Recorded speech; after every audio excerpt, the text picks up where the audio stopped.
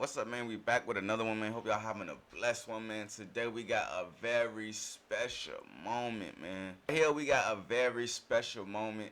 If it's not special to you, it's damn sure special for me. The return of the SnowMan. The real SnowMan, by the way. The man who stood his ground. The return to power. Wins when the family feels.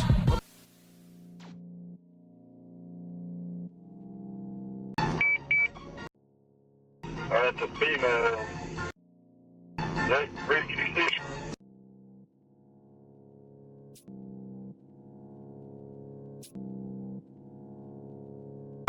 Yeah, that's gonna be your good meat. That's your good meat right there. That's the place right there.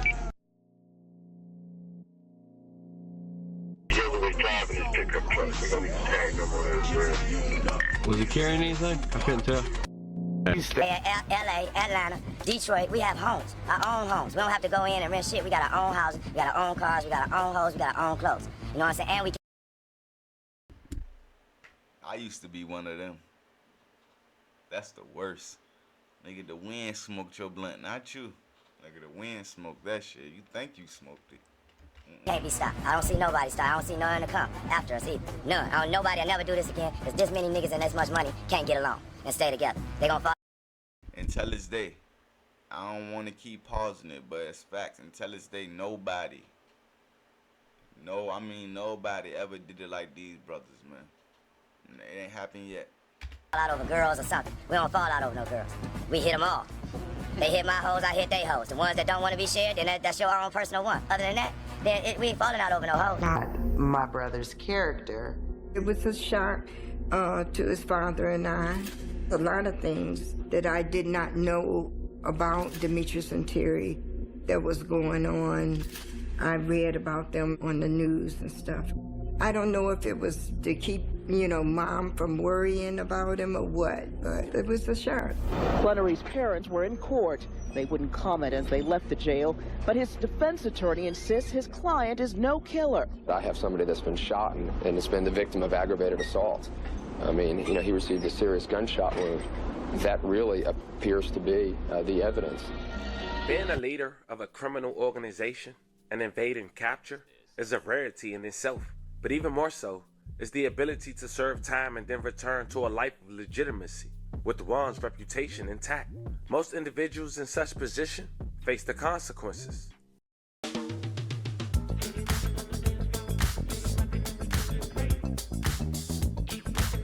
Of their actions, often leading to a tarnished name and a life of stigma. However, a select few manage to navigate the complexities of the legal system, serving their sentences without fully losing their credibility. Upon release, they have the opportunity to rewrite their narrative, reinventing themselves in the eyes of society, and often leveraging their past experiences into a legitimate and respected new life. This transformation is not just about a personal redemption. It's a testament to the complexities of identity and the human capacity for reinvention. One in a billion. Meet one, Demetrius Flannery, aka Big Meech, a man whose name been ringing bells, even having a hit TV series with his son being a star role, almost 2 decades since he'd been incarcerated. Recent reports have been released that Big Meech has been released from the feds into a halfway house with the soon release date, which we'll later reveal. Today we go over Big Meech's story. Some would consider a living legend, from his upbringing in the D, making a name for himself in the A, across the world, to getting shot, later arrested, and now living to create a new journey with his integrity intact after paying his debt to society. But before we go over this one, I want you guys to remember, I don't give you no angle, I just give you the story. So with that being said, make sure you like, comment, and subscribe. We're gonna jump right to it. Black Mafia family, aka BMF, was a significant drug trafficking and money laundering operation, allegedly, that emerged in the late 1980s and became prominent in the 1990s. Founded by brothers Demetrius Big Meech Flannery and Terry Southwest T Flannery in Detroit, BMF quickly expanded its operation beyond Michigan, establishing a network that reached major cities across the United States, including Atlanta, Los Angeles, and Miami. BMF started as a small drug operation, but grew quickly due to its savvy business strategies and connections. The group was involved in distributing seed, developing a reputation for high-quality products and aggressive marketing tactics. The organization leveraged social networks and local relationships, allowing them to dominate the drug trade in various regions. They built a brand that was connected with luxury and access, often flaunting their wealth through extravagant parties, cars, and lifestyle. Now, BMF had cultural influence as well. It was not just a drug organization, and at least according to Big Meech, it became a cultural phenomenon. They had significant connections to the hip-hop industry, collaborating with artists and influencing the rap scene. Their lifestyle was often glamorized in songs and music. Like Rick Ross, I think I'm BMF. I think I'm Big Meech. Larry Hoover. Whipping work. BMF even had their own artists. But Big Meech alone, his aura in particular, iconic figure. He was known for his larger-than-life persona and charisma, embodying the image of success and power that appealed to many in the urban culture. They even had a media presence, billboards downtown. The organization was known for its lavish parties and public displays with wealth, which garnered media attention. BMF often featured and discussed about the intersection of hip-hop culture and street life, contributing to the glamorization of drug dealing in popular media. But like they say, fam, nothing good lasts forever, because they downfall and incarceration will soon come. Law enforcement and the crackdown. In 2005, after years of investigation, the FBI launched a significant operation against BMF, culminating in a series of arrests. The organization was charged with various offenses, including drug trafficking and money laundering. But before him and his brother and his crew would get arrested in 2008 for trafficking and money laundering, Big Meech was fighting 2 murders for an incident in the Atlanta nightclub that left 2 brothers deceased. November 11th, 2003, Anthony Wolf Jones, also known as P. Diddy bodyguard, and a guy named Lamont Gritty had lost their life. May they rest in peace and love and condolences to their families. This incident allegedly involved Big Meech, but it was no proof that he had done the shooting. He was also charged. Allegedly, all this stemmed from a stripper that worked at the club. A shootout ensued, and Wolf and Lamont had lost their life. The nightclub was on Bowling Way in Buckhead Village after a hip-hop night, quote-unquote, at Chaos Nightclub. Police also mentioned that Meech may have knew the 2 men. Police hoped that a security camera tape from the neighborhood restaurant would help clarify whether they were dealing with a case of M or self-defense. But Meech was later let go after being represented by one of the best lawyers based out of Atlanta, Drew Fowler. But this how dangerous the feds play, fam. As soon as Big Meech was released, him, 41 individuals, was charged in a RICO by the feds on a 41-page indictment. They did that on purpose. It was June 15, 2006, but they had alleged evidence dating back almost a decade ago on May 10, 1999 in Polk County, where Texas police had seized around 18 kilograms of C, all the way to September of 2005, where the feds seized over 100 kilograms of C that were possessed with the intent to distribute in a house controlled by Terry, aka Southwest T, in California, with the feds alleging this operation started in 1990. In 2008, both brothers were sentenced to 30 years, but just 12 years later, with the pandemic planning. From damn near 89 to 2008, bro, that's a long ass, like, whoa. It was goddamn selling drugs like 30 years without, damn near 20, hold on, that's 1998, 1989, 2008, that's 8, that's 10. Damn near 20 years, they went on a 20-year run.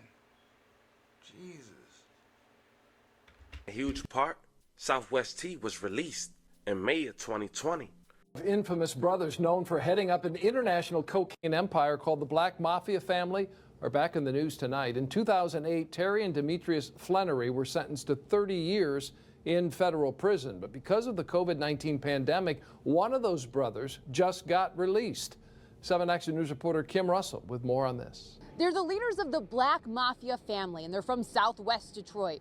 Right now, Demetrius Flannery is in federal lockup, asking for his freedom because of the dangers of COVID-19. And his brother, Terry Flannery, is being freed because of the virus. This is the post on Instagram from Curtis 50 Cent Jackson saying Black Mafia boss Southwest T is out. Take your time getting to the bank. No hurry, just have what you owe him by Monday.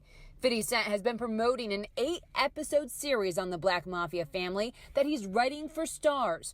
It will tell the story of two brothers from Detroit who built a drug empire, then tried to turn it into a legitimate hip-hop business, promoting stars such as Young Jeezy. It all came crashing down when they were convicted of running a criminal enterprise that made more than $270 million. Demetrius Flannery is a loyal and humble and good person at his core. Birmingham attorney Wade Fink represents Demetrius Flannery and has asked the court to release him due to medical conditions that could put him at risk of death from COVID-19. He shared with us these pictures of the man known as Big Meech with his son. Look at Lil Bro. Lil Bro was nice as hell when he was a kid. That nigga act like he was he was just slanging it just like Pops. Boy, go ahead, boy. You was not like your daddy, nigga. Saying his client wants to be a role model for young men. While the U.S. attorney older, he started slanging, though. Has argued he should stay locked up for his crimes, pointing out that Big Meech was a suspect in the murder of 2 men, including a bodyguard for hip-hop star Sean Puff Daddy Combs. At 51 years old, he wants to prove that he can use, the stature he built for good. And I believe that because I've gotten to know him. And the people that know him also believe that. The person that doesn't know him, Kim, is the United States Attorney. While Terry Flannery is being released, he is going to be put on house arrest. A judge will decide the future of Demetrius Flannery. Kim Russell, 7 Action News. All right, thank you much, Kim. Shortly after, the living legend 50 Cent will link up with Southwest T and Lil Meech to start the iconic TV series BMF. At this point, the BMF family was starting to look things on the up. They was making Big Meech proud while incarcerated, giving his 2 cents to his son to perfect his role. But then questions would start to circulate. When would Big Meech come home? Shortly after his brother was released, May 28, 2020, Big Meech will file a motion for compassionate release or request for home confinement. Now the feds had their index of exhibits. 1 was Big Meech inmate data sheet. 2 was his 2019 medical record. 3 was his 2020 medical records. 4 was his request for reduction in sentence. 5, his transcript of the May 2020 compassionate release motion. 6, his Atlanta, Georgia police records. 7, his BMF Wikipedia page. 8 and 9 was an interview that was released on Vlad TV from a 2011 interview with Carvio here. Check out a clip. They was emphasizing Big Meech, making a comparison between a rat and a person that stand on 10, which he did, considering he didn't tell. Check it out. Like, they're not doing what they're doing for the bread. They're really not interested in the bread. They want the adulation. They want motherfuckers to go, ooh, look, it's him. That's what they want. They want the recognition. They really, well, I'm gonna say, I'm not gonna say, I'm gonna say that they want both. Sorry, they want the glitz and the glamour and the glory, and they want the money too. But just by the time they look up after they finish drinking with everybody and a year or two done went by, they didn't make no profit. You look up, you done sank all these millions into this spot or these spots, and you didn't make no profit.